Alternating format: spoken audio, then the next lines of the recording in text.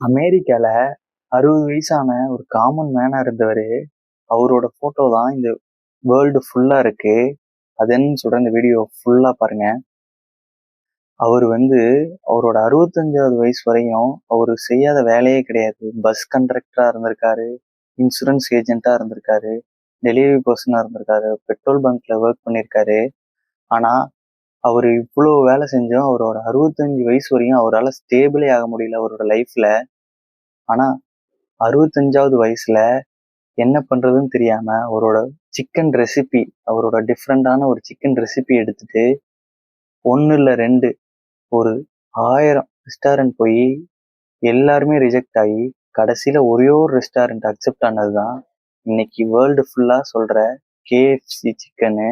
அந்த அமெரிக்கன் தாத்தா பேர் என்ன தெரியுமா? சாரி, அமெரிக்கன் என்டர்பிரனர் நேம் என்ன தெரியுமா? Cornell ஹார்னர் Sanders. அவர் தான் கேஎஃப்சியோட தாத்தா. சக்சஸ்ங்கிறது ஏஜ்னால மட்டும் இல்லை, எவ்வளோ ஏஜில் வேணாலும் சக்ஸஸ் ஆகலாங்கிறதுக்கு ஒரு முக்கியமான ஒரு சாண்டர்ஸ் தான்.